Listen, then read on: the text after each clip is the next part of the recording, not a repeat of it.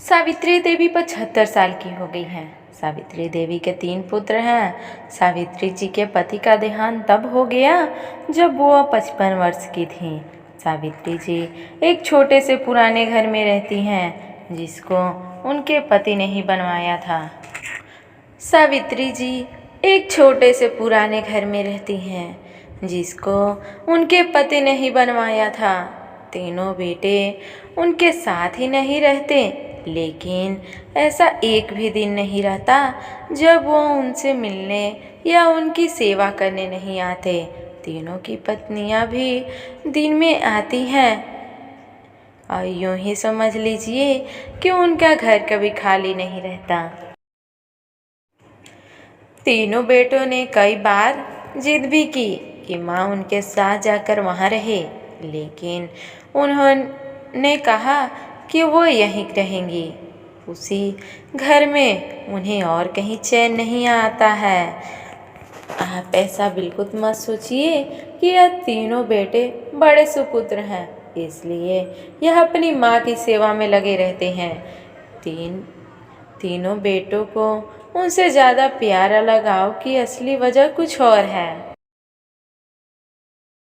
वजह है उनकी माँ का एक बड़ा संदूक, एक बड़ा लकड़ी का संदूक जिस पर ताला लगा है।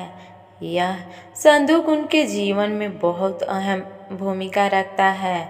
इस संदूक के अंदर क्या है और कितना है, ना तो इन तीनों बेटों को पता है और ना ही इनकी पत्नियों को।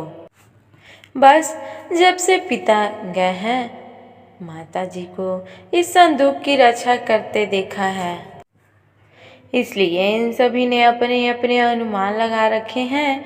ना कि अनुमान, बल्कि इन्होंने तो एक आस लगा रखी है कि इस संदूक के खुलते ही यह क्या क्या करने वाले हैं। सावित्री जी उस संदूक को छोड़कर कभी नहीं जाती। कभी जाती भी तो अपने कमरे में बड़ा ताला लगाकर ही बाहर निकलती। वो सिर्फ थोड़ी देर में ही वापस आ जाती। तीनों बेटों और उनकी पत्नी की उस संदूक पर नज़र न जाने कब से है। सबने अपनी तरफ से अपनी अपनी कोशिश भी करके देख ली माँ को अपने साथ अपने घर ले जाने की, ताकि माँ के साथ उनका संदूक भी वहाँ से हिल सके।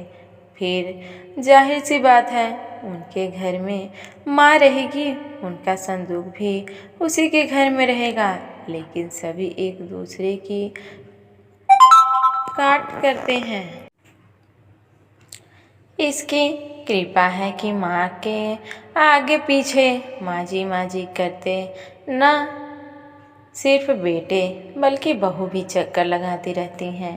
केवल सावित्री जी भी भली भांति अपनी बेटों को समझती हैं। वो जानती हैं कि उनकी इतनी सेवा क्यों हो रही है। उनकी सेवा उनके संदूक के कारण हो रही है। उन्हें पता है जिस दिन ये संदूक इनके हाथ आया, उस दिन उनका मूल्य कुछ नहीं रह जाएगा। तीनों भाइयों और उनकी पत्नियों में यह बातें हैं कि माँ के पास न सिर्फ उनका सोना है, बल्कि उनकी सास का सोना भी इसी संदूक में है। माँ इसलिए इस संदूक की इतनी हिफाजत करती हैं। सभी अपनी अपनी कहानियाँ बनाकर बैठे हैं। किसी का दावा है कि उन्होंने संदूक को एक बार उठाकर देखा है, वो बहुत भारी है। माँ के कमरे में इन बहुओं ने कई बार साफ सफाई के बहाने संदूक के पास जाने की कोशिश की, लेकिन माँ जी ने उन्हें बार बार टोका और कहा कि इस संदूक से भी दूर रहो। समय आने पर इस संदूक में क्या है तुम्हें अपने आप ही पता चल जाएगा। आखिर माँ की बात कौन टालता है, और वो भी अभी तो कोई भी नहीं। बस उस समय के इंतज़ार में यह सब माँ का अच्छा बेटा और अच्छी बहू बनने की कोशिश कर रहे हैं। रात में कोई ना कोई माँ के घर में ज़रूर रुकता, लेकिन माँ जी अपने उस कमरे में सोने नहीं देती थी। इस तरह सावित्री जी ने इस संदूक के सहारे 20 साल निकाल दिए। एक दिन माँ जी का तबीयत बहुत खराब हो गया था। अक्सर जब तबीयत बिगड़ जाया करती तब उनके बेटे उन्हें अस्पताल ले जाने का कहते थे, लेकिन वो उनके लिए भी राजी नहीं होती थी। वो कहती थी, डॉक्टर को यहीं बुलवा लो। उनके बेटे ऐसे ही करते थे। इस बार जब उनकी तबीयत खराब हुई तो डॉक्टर ने कहा कि उन्हें अस्पताल में एडमिट करवाना ही पड़ेगा, वरना उनकी हालत खराब हो सकती है।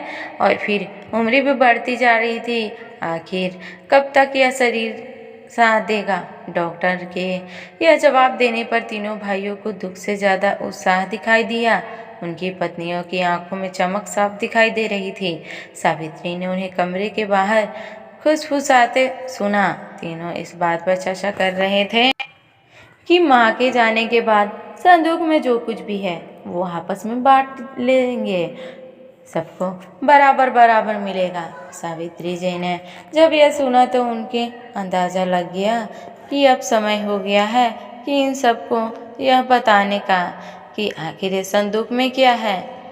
इन्होंने आवाज़ लगाकर अपने तीनों बेटे और बहू को अंदर बुलाया। सबने आते ही कहा, माँ अस्पताल चलते हैं, आप वहाँ जाकर ही ठीक होंगी। माँ ने कहा कि पहले वो जान ले जिसके लिए तुम सब इतने सालों से चक्कर लगा रहे हो, उसके बाद तुम्हारी मर्जी। इस संदूक में तुम तीनों के लिए मेरे पास कुछ है जो मैं तुम्हें आज देना चाहती हूँ। माँ ने अपने तकिए के नीचे से एक चाबी निकाली और धीरे से खड़ी होकर संदूक को खोलने के लिए नीचे झुकी। वहाँ खड़े सभी बेटे और बहू की धड़कन तेज थी। आज उनके बरसों का इंतजार खत्म हो रहा था। माँ ने संदूक खोला। संदूक में 3 अलग अलग कपड़े में लपेटकर कुछ रखा हुआ था। सबकी आंख बड़ी आश्चर्य के साथ उस संदूक की ओर ही थी। माँ ने कपड़े में लपेटे हुए सामान आकर उठाने को कहा। तीनों बेटों ने एक एक सामान उठा लिया और उसे खोलकर देखा। कपड़ा खोलते ही कमरे में मौजूद हर एक इंसान का मुंह फटा का फटा रह गया। उस कपड़ों में से निकला एक भारी पत्थर। तीनों के हाथ में था एक एक पत्थर। यह क्या माँ, इतने दिनों से तुम पत्थरों को संभाल कर रख रही थी और हमें बेवकूफ़ बना रही थी। हमने सोचा तुमने गहने को संभाल कर रखे हैं। माँ ने कहा, मैंने तुम्हें कब बेवकूफ़ बनाया? और गहने तो थे, बहुत थे, लेकिन कब किसने लिए, किसने बेचे, इसका मैंने हिसाब नहीं रखा। जब तुम्हारे पिताजी आखिरी समय में थे तब हमारे पास कुछ नहीं था। तुम तीनों ने शादी के बाद ऐसा मुँह फेरा। क्या तुम्हें पता है कि किस अभाव में उनका अंतिम समय गुजरा है? पर उस समय भी उन्होंने तुम्हें कुछ नहीं कहा। उन्होंने उस समय भी मेरा सोचा। उन्हें पता था कि उनके जाने के बाद उनके बेटे मेरे साथ ही यही करने वाले हैं। इसलिए उन्होंने मेरे लिए इस संदूक का उपाय खोजा। देखो कितना सही उपाय दिया था। तुम लोगों को बेवकूफ़ बनाया या तुम लोगों से सेवा करवाना ना उनका मकसद था ना मेरा। वो तो चाहते थे कि उनके जाने के बाद मैं अकेले न रहूं, बेटे मेरे साथ ही मेरे आँखों के सामने, बस यही इच्छा थी। अब मैं शायद ज़्यादा ना रहूं, इसलिए मैंने तुम्हें सच बता दिया। सभी बेटे और बहू अब कमरे से बड़बड़ाते हुए गुस्से से निकले। करीब 1 घंटे तक माँ के कमरे के बाहर ही सब एक दूसरे पर अपना गुस्सा निकाल रहे थे। बहस तो हो रही थी कि अब माँ को अस्पताल ले जाना है कि नहीं, और ले जाएंगे तो खर्चा कौन उठाएगा।